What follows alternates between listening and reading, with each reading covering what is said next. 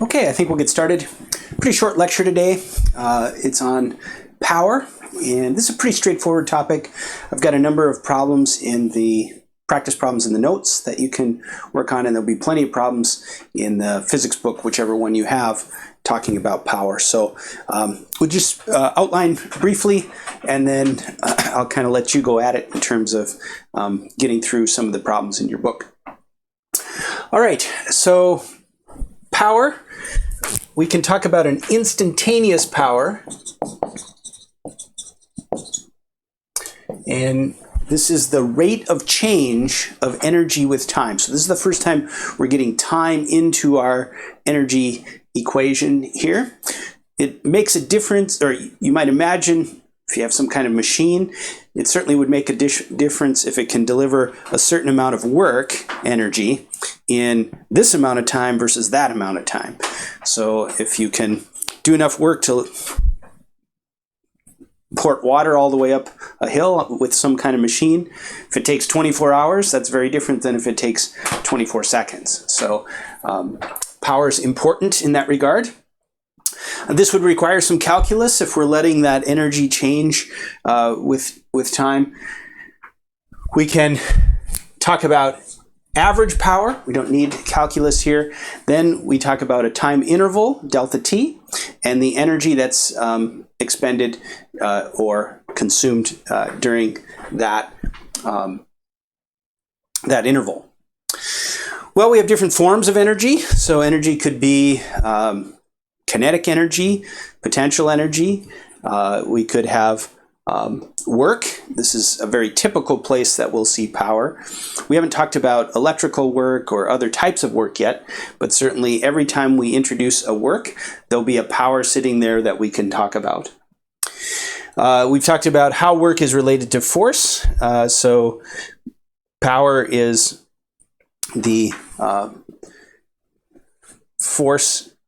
Work is force times the distance, and then we divide by time. And notice this is in the form of a velocity. So power could be written in some cases as force times a velocity. So let's look at a quick example here, and we will say that we've got this 15 kilogram mass that will be accelerated in 3/4 of a second from 0 meters per second to 5 meters per second. Let's get the kinetic energy for that. So the kinetic energy would be 15 over 2, m over 2, 1/2 mv squared. So 15 over 2 times 5 squared, and that would be 187 joules. The power then would be joules, 187 joules per 0.75 seconds. So we have joules per second. That's the SI unit of power, which is the watt. And so we'll have 250 watts of power. So the watt is the SI unit. Just one other example here. In my lab, one of the lasers we have is a neodymium YAG laser. And the features of this laser are that it is produces 10 pulses per second. The power is actually very low. So if you think of, a standard light bulb or something, the power here at this is for green light coming out. We get about 0.4 watts, and this occurs over about the pulse is 8 nanoseconds. So what we're seeing here, this is the average power produced.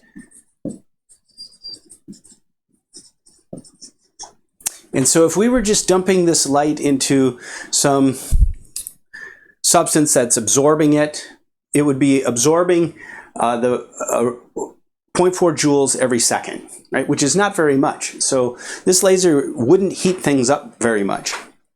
But the light all comes in very short bursts, 8 nanoseconds. So what the profile of our light looks like is a short burst that's 8 nanoseconds long, and then mostly it's dark, it's off for the rest of this interval, so this would be going at 10 hertz, so 0.1 seconds would be the period of this. Then we get another burst, 0.1 seconds, another burst. So most of the time the laser's off, and only a very short time is the laser on. So let's figure out the power when the laser's on. So we can just do some unit analysis here. So our average power is joules per second. So we get our seconds to cancel here. When we say there's 1 second, gives us 10 pulses. 10 pulses. 1 pulse is 8 nanoseconds. And so when we do this calculation, we end up with a very high wattage, 5 times 10 to the 6th. So the pulse power, so the power that's coming when the pulse is on, is very high. And so this laser, although it's not dumping a lot of energy, so it couldn't really heat something up, it packs quite a wallop, and it can vaporize surfaces and stuff because it's delivering all that power in a very short amount of time. All that energy, sorry, in a very short amount of time. So a very high peak power there. The last thing we want to talk about is something called power density, and this often matters in engineering. You want a powerful machine at as light a weight as possible, and one place that's very important is in battery production. So as we develop better and better electric vehicles, we want longer range, lighter. So we want a lighter vehicle. We want the battery weight, which is a huge proportion of the weight of the car, to be as small as possible for as much power as possible. So we could put 1,000-mile range, but currently the battery pack would be so heavy. So what we want to characterize things at is something called the specific power. And we use the word specific. We'll hear this a lot when we divide a property by mass. So we're going to take power divided by mass. And one symbol that's sometimes used is this P with a slash through it. And that's because there's lots of P's running around. There's capital P for power. There's lowercase p for momentum. So we'll use this P slash. So let's just say we have an example here. Let's say this battery can produce a stable, sustained output of 30 watts. So then we want to know how many watts per kilogram can this produce. So we have 30 watts. Let's say it's 200 grams, and then we would get 150 watts per kilogram. So every kilogram of battery we have, we would be able to produce sustained rate at 150 watts. So that's our power density there. All right, so this is power. Again, short lecture, pretty straightforward stuff. Practice these problems, and then we'll start moving on with the rest of the videos.